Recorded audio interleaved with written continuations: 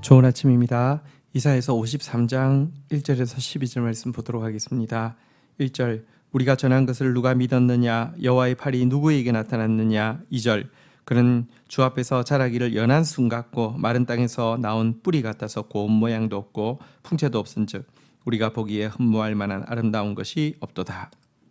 자, 이제 메시아 종으로 오시는 메시아에 대한 노래 네 번째 본론이 시작되어지고 있습니다.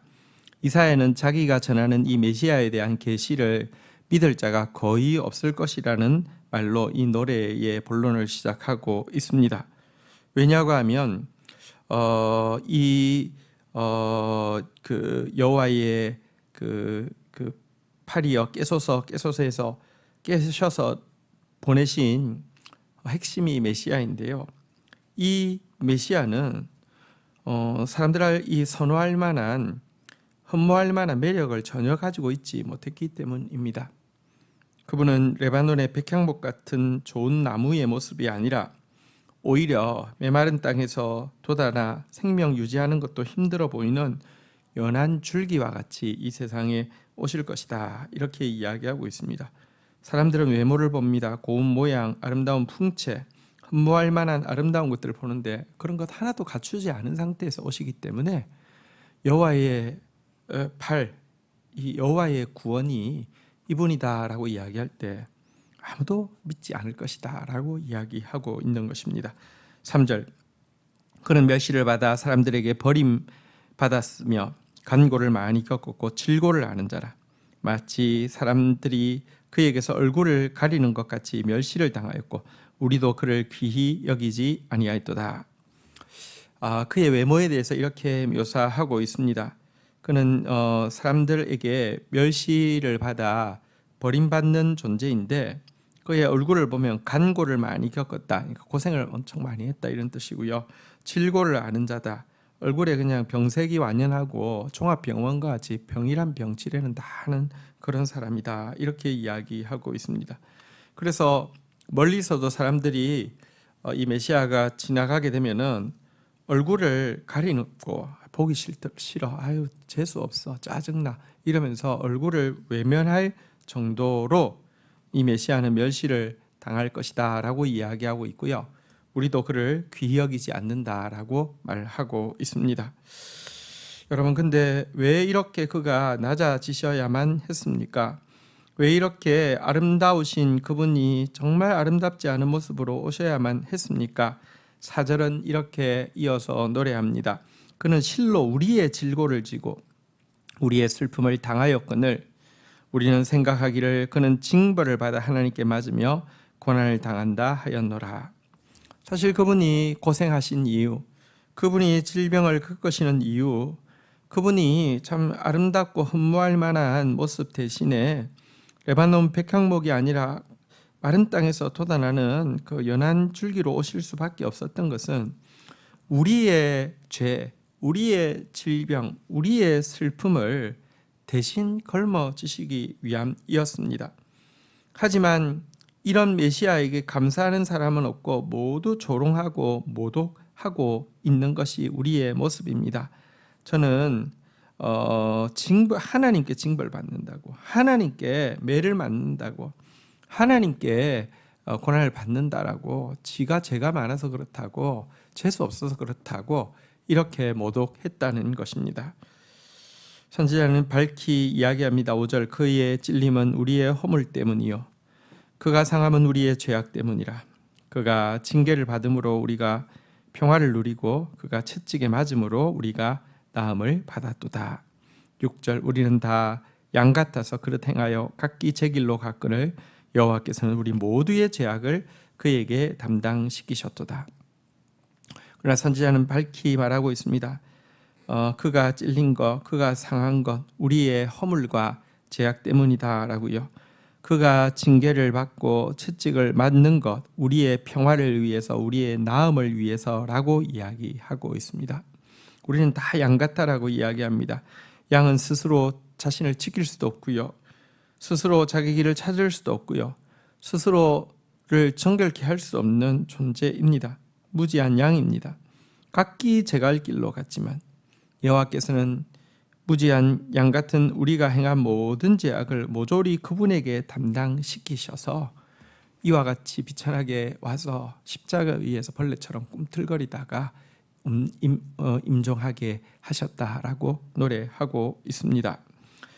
자, 고난의 마지막 관문 십자가 앞에서 이 수욕 앞에서 예수님이 어떻게 행하실지에 대해서 예언하는 장면이 이어집니다. 7절 그가 곤욕을 당하여 괴로울 때에도 그의 입을 열지 아니하였음이여 마치 도수장에 끌려가는 어린 양과 틀 깎는 자 앞에서 잠잠한 양같이 그의 입을 열지 아니하였도다. 8절 그는 곤욕과 신문을 당하여 끌려갔으나 그 세대 중에 누가 생각하기를 그가 살아있는 자의 땅에서 끊어지면 마땅히 형벌받을 내 백성의 허물 때문이라 하였으리요. 예수님께서는 십자가 앞에서 부당하게 체포되고 신문당하고 처형장에 끌려가셨습니다. 하지만 도살자 앞에서 한마디도 입을 열지 않았습니다. 왜냐고 하면 그는 우리의 죄를 마치 자기의 것인 양 다 짊어지셨기 때문에 할 말이 없기 때문입니다. 또 반대로 여러분들 그 영화 같은 데 보면 막 고문해서 이름을 대라고 연관된 사람 이름 몇 명 되면 풀어주겠다라고 이야기할 때 많은 사람들이 약해서 누구의 친구의 이름을 팔고 나오기도 하는데요. 예수님은 마지막까지 우리를 보호하기 위해서 내 이름을 원수 앞에 누설하지 않고 침묵하셨던 것입니다. 그런데 이 침묵은 진짜 형벌받기 마땅한 우리를 보호하기 위함이었고 우리의 허물 때문이었는데요. 사람들은 예수님이 침묵하실 때 할 말이 없어서 그렇고 그런 형을 받기에 마땅하기 때문에 그렇다라고 생각하면서 그를 대했다 이렇게 이야기하고 있습니다.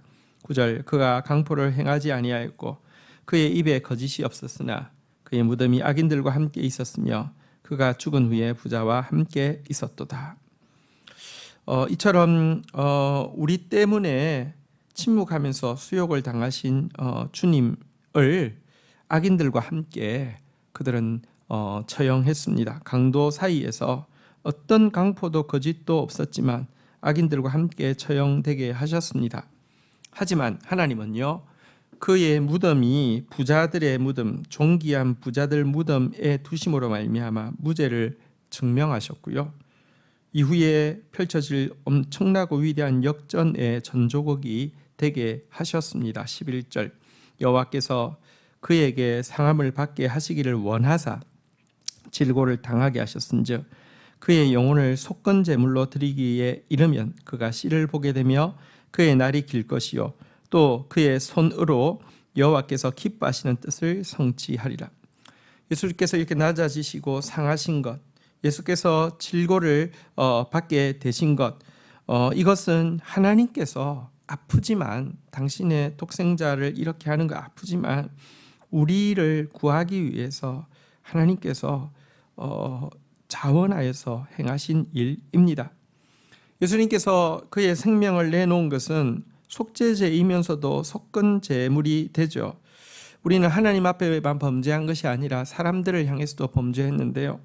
예수 그리스도의 죽음은 하나님 앞에 범죄한 우리의 범죄에 대해서도 걸머지시는 것이고 사람들을 향한 우리의 범죄, 다시 말하면 속건 제물이 되셔서 이 범죄도 걸머지시는 것이었습니다.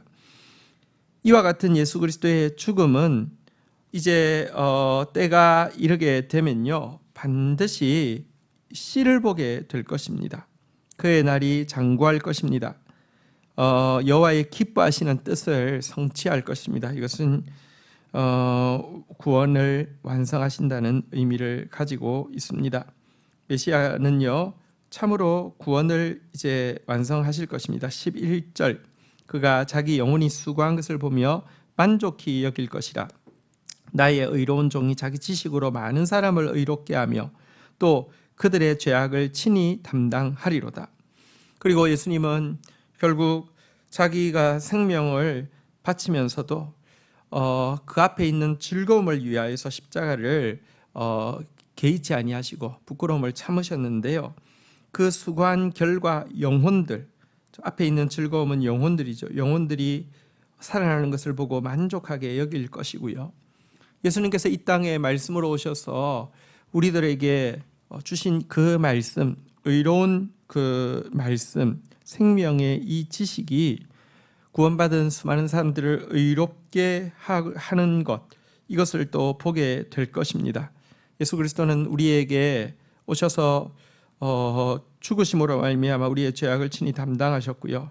하나님의 말씀 가지고 살아내심으로 말미암아 우리에게 의로운 말씀을 보여주셨고 성령으로 그것을 알 수 있도록 해주신 분이 예수님이시죠. 12절 그러므로 내가 그에게 존귀한 자와 함께 몫을 받게 하며 강한 자와 함께 탈취한 것을 나누게 하리니 이는 그가 자기 영혼을 버려 사망에 이르게 하며 범죄자 중 하나로 헤아림을 받았습니다. 그러나 그가 많은 사람의 죄를 담당하며 범죄자들을 위하여 기도하였느니라. 여러분, 그는 사망에 이르기까지 마치 범죄자 중에 한 사람으로 헤아림을 받을 정도로 낮아졌지만 끝까지 우리를 위해서 중보한 분이시다라고 이야기하고 있습니다. 그리고 하나님은 이처럼 하나님의 뜻을 기뻐하시는 뜻을 성취하신 이 메시아 종의 수고를 결코 헛되게 하지 않으신다라고도 말씀하고 있습니다. 그래서 영원토록 당신의 생명값을 주심으로 말미암아 사단으로부터 탈취해낸 영혼들의 열매로 인하여서 기뻐하며 감사하게 하실 것이라고, 행복하게 하실 것이라고, 만족하게 하실 것이라고 예언하고 있습니다. 이와 같은 메시아의 사역으로 말미암아, 종으로 오신 메시아의 사역으로 말미암아 우리는 놀라운 구원에 이르게 되었습니다. 이 메시아 예수 그리스도를 찬양하십시다. 주신 말씀 붙잡고 기도하며 나가도록 하겠습니다. 온 우주보다 아름다우신 주님이 가장 낮은 자로, 가장 천한 자로, 흠모할 것도 아름다운 모양과 풍채도 없이 오심은 우리 죄악 때문임을 고백합니다. 아무리 낮은 자라도 예수보다 더 낮을 수 없어서 겸손한 마음만 있으면 얼마든지 예수 앞에 나오게 하시기 위함입니다. 그러하지만 우리를 위한 당신의 이 낮아지심 앞에서 우리는 깨닫지도 못하였고 도리어 모욕하고 조롱하기 잘하던 그런 존재임을 고백합니다. 하나님, 정말 우리는 각기 제 길로 행하던 양에 지나지 않음을 인정합니다. 스스로 길을 알 수도 없고 스스로 지킬 수도 없고 스스로 정결케도 할 수 없는 무지하고 어리석은 양인데 당신이 찔림으로, 당신이 상함으로, 당신이 징계받음으로, 당신이 채찍맞음으로 우리의 이 그릇 행한 모든 죄악을 다 걸머져 주신 것을 인하여서 감사합니다. 주님, 우리의 모든 죄를 걸머지시고 끝까지 우리를 지켜주신 주님 때문에 우리에게는 소망이 있음을 고백합니다. 당신의 그 수고는 반드시 생명으로 되돌려 받으며 당신의 수고하여서 얻은 우리의 모습으로 말미암아 주님은 만족하게 될 것이라고 하셨습니다. 주님, 당신의 은혜로 인하여서 다시 한번 간구합니다. 주님의 만족이 되어지도록, 주님의 열매가 되어지도록 우리를 굳건하게 붙들어 주시옵소서. 주님이 죽으신 대속의 죽음으로 말미암아 정결케 하시고 주님이 살아내신 의로운 말씀의 삶으로 말미암아 우리도 의롭게 되어지게 하여 주시사 말씀 붙잡고 살아내며 승리하는 자 되어질 수 있도록 은혜를 베풀어 주시옵소서.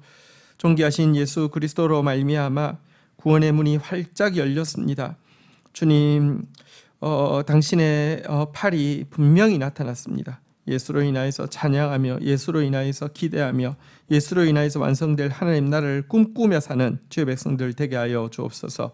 예수님의 이름으로 기도 올립니다. 아멘.